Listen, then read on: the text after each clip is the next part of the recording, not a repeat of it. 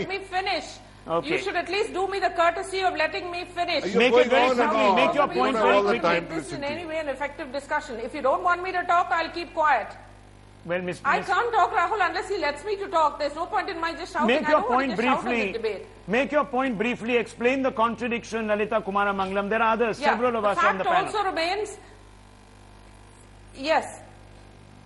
Yes, okay, I'll just make this one point that, let the others can say what they feel they have to say.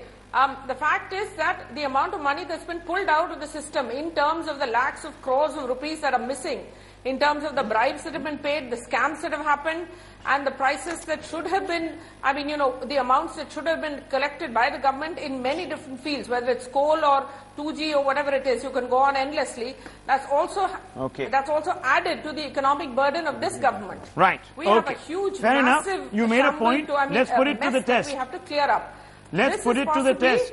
A very hard decision that we've had to take, and we know that in the short run it's not going to make us, it's not a populist measure at all, but we've really had no choice. Okay, so at least we've got to give this government credit for not hiding behind the fig leaf of populism. That's what Lalitha Kumaramangalam seems to be suggesting. So let me bring in Mr. Shankar Iyer.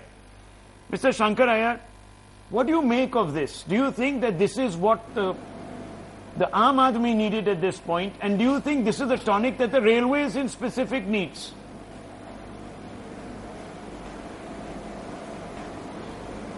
Well, I'll make 4 quick points, Rahul. Electioneering, the BJP knows is not, and the other parties know, is a race downhill, really. And governance is a hard climb uphill. The BJP, whatever it claimed, when in opposition, finds that when you're in power, there are decisions that you have to market and sell to the people.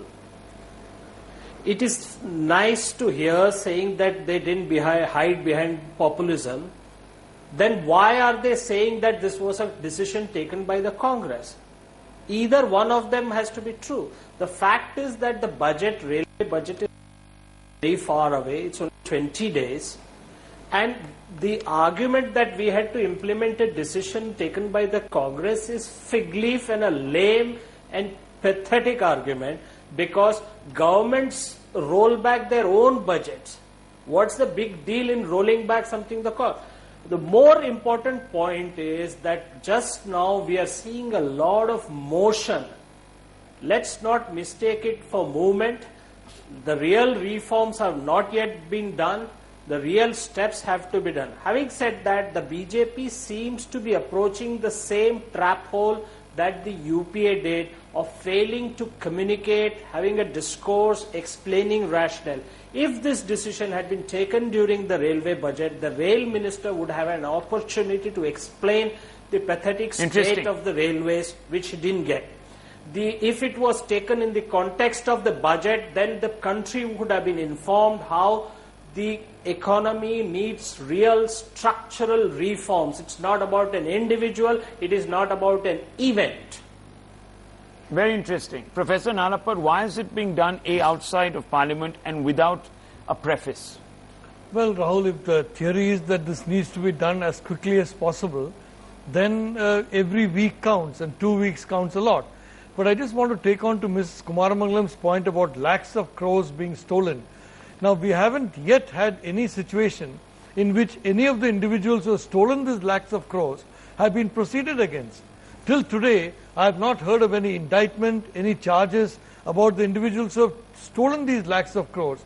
So I think as a citizen of this country, I'd first like to see some accountability enforced on this massive loot that Ms. Kumaramangalam has taken place. Second, I'd like to point out that several of the agencies like this APMC, they're actually in the grip of mafias, of political mafias, very well-connected political mafias, and it's very important to dismantle these mafias.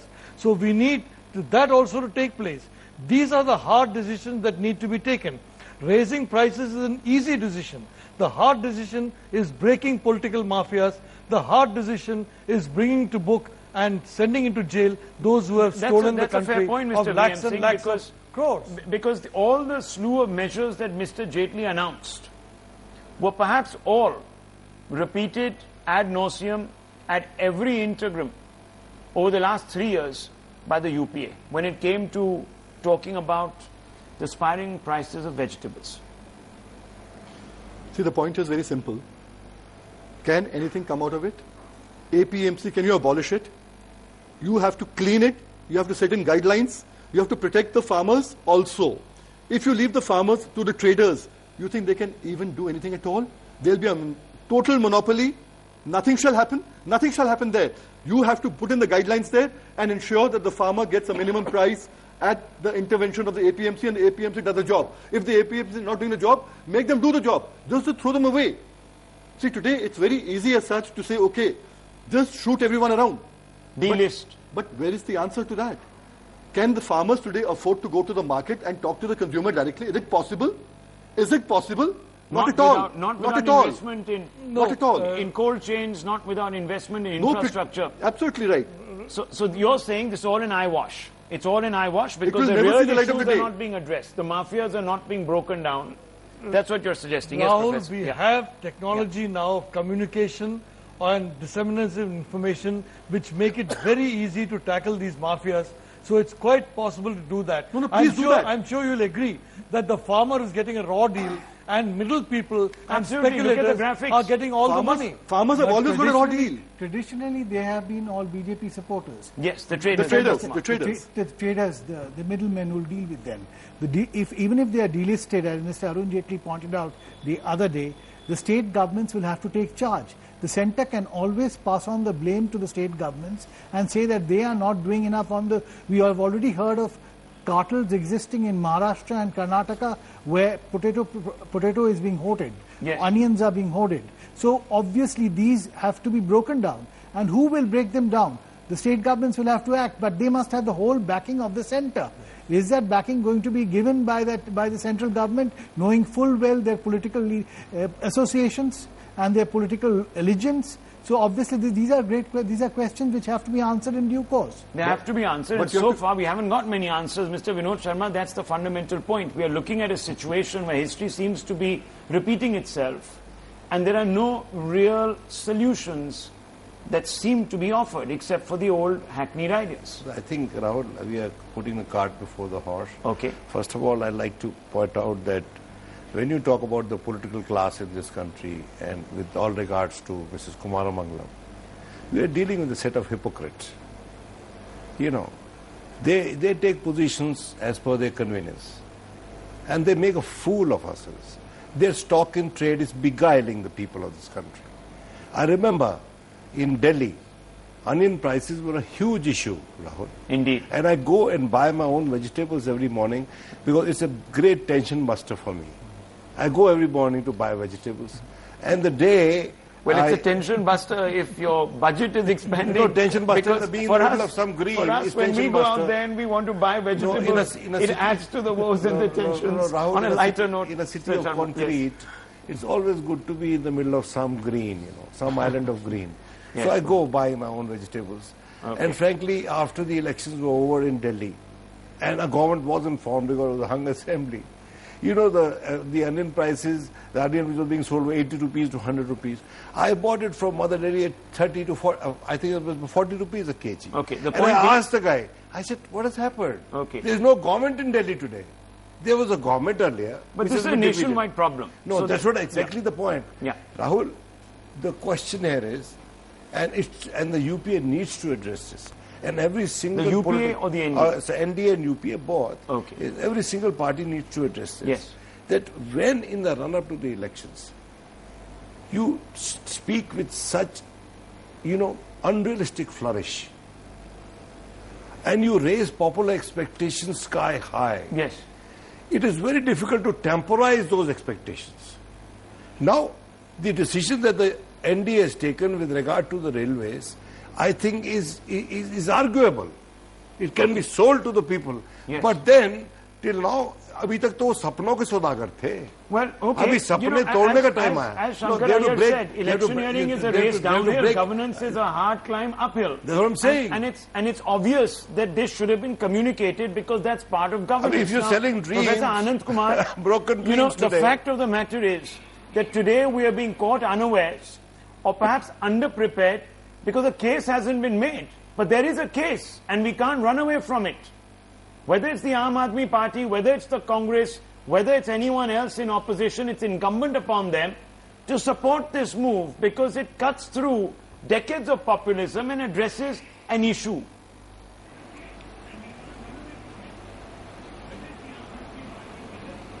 I think I have to beg to disagree with you because it looks like a very ad hoc measure. Railways is one of those domains where corruption at high places is a well-known phenomenon. From minister to contractors, they have been minting money, and Pawan Bansal is not beyond our memory even now. We needed a holistic approach, but it looks that they have taken a page from Congress script and they have tried to implement it in a very ad hoc manner, just 3 weeks away from railway budget. Country is prepared to pay for repairing the railway. No, had they taken a page from the Congress script, they wouldn't have done it. At the same time, railways loss is somebody's gain. No, they wouldn't have done it. Mr. Shergill is with Yes, us. they are not prepared to govern the country. BJP No, how is can you not say that, prepared sir? to It's govern been the 20 country. days. It's been a little over 20 days. At the most about 4 weeks, if I'm not mistaken. No, you see what they have done. What they have done with the railway prices. No, but Why there is a are course they- correction. You why cannot are they argue taking the- it But off it? Why can't they wait for 3 Mr. more Anand weeks? Kumar, What those is- who have been covering railways, journalists will tell you that these figures, 14.2% or 6.5%, are being sold by railway officials for quite a long time to journalists covering the ministry. Yes. They have been saying that this must happen and this must go down. And it is part of the interim budget which the Congress had accepted and which the Congress went out before going out, made it absolutely clear. The BJP is absolutely right in this. The BJP cannot take credit for having done great homework, and coming out with these figures of 14.2% and 6.5%. The Congress had actually initiated, they had set the ball rolling, and it's been accepted by the BJP government. Well, if anything, this is an example of continuity in policy making. Absolutely, And I think absolutely. the Congress should come out. Only Congress didn't have the guts, the support BJP this has the Mr. guts. Kind of Shergill. continuity. This is where Congress was rejected. That's right. No, that might be so. But the point is that there was a need felt for it, sir, and it was justified at that point. Yes, the Congress didn't have the gumption, but the solution remains pretty much the same, and that cannot be wished away.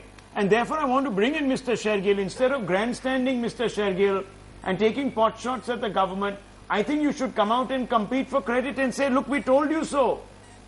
We told you so. Okay, Rahul, I'm going to make 3 quick points. Number 1, I want to remind my spokesperson from the BJP that what is sauce for the goose is sauce for the gander. As you pointed out clearly, the 4 specific reasons Mr. Modi gave in his letter was, number 1, you cannot introduce a fare hike before a railway budget as it diminishes the supremacy of the parliament. Number 2, it is beyond the tolerance limit of the common man. Number 3, each fare hike gives a rupees 350 per ton jerk on food and fertilizers. Number 5, Gujarat specific case, it will give a 300 additional cost on power. Does any of this reasons have changed? No. Number 2, Mr. Modi had promised that he will change the so-called winter of discontent into a glorious summer. So everybody is going to see his every move with a prism of high expectations and promises. What all I'm trying to say is, when we said that there are realistic or real problems, there is a global phenomena, there are real ground problems due to the price rise, they never listened to us. And now they are in the driving seat and they are suddenly aware of all the problems. Number 5, when inflation problem rose, Mr. Jaitley, rather than narrating a credible narrative on inflation, merely repeated orders on autopilot. The people are expecting real solutions, real concrete plans, rather than going on governor witch hunting and diluting the institutions. They need to come with a solid plan, and high time they come out of the campaign mode and realize when we used to say price rise sometimes is beyond control, they have to be aware to that reality and react towards that. We have tough times ahead. Iraq problem, oil prices, onion prices are coming ahead. They have to be ready, then rather than shifting the blame game or saying, look, UPS snowballed into it. UPS snowballed Aadhaar. How quick they are ready to scrap it. So, they can't play politics of convenience and they have to take one concrete stand. Lalita Kumaramangalam, respond.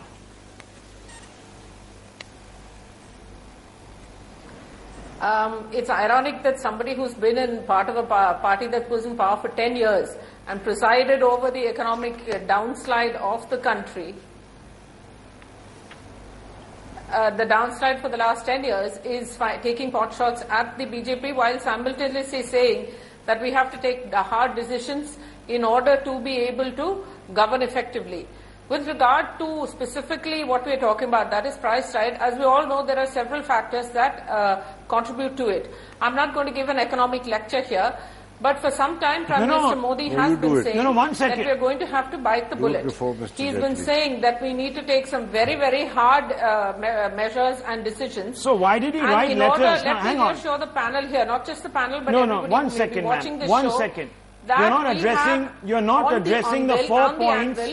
You are not addressing agricultural reforms. No, I think the Congress spokesperson very coherently What do you say has raised 4 points, and I don't think you've addressed any one of them. You haven't addressed any one of them. Look, you yourself said that part of the reason for the raise in the railway fare hike is because it has already been earlier said that it is unavoidable. We have chosen not to make it avoidable and instead bite the bullet, knowing full well that this is not going to get us kudos in terms of populism. So take ownership of it. Why aren't you taking ownership of it? Unless we do Why are your this, we are only going to be spokespersons coming out and saying, oh, this is a legacy of the Congress, we inherited a broke railways, etc., etc. Take ownership of it. It is. It is. We have inherited a broke Congress. But you're contradicting yourself. Because when the Congress wanted to... No, one second. In fact, we have inherited a broke economy itself. It's not just the railways. No, I think Mr. Shergill wants to respond. I'm not contradicting myself. I'm saying that it was inevitable that the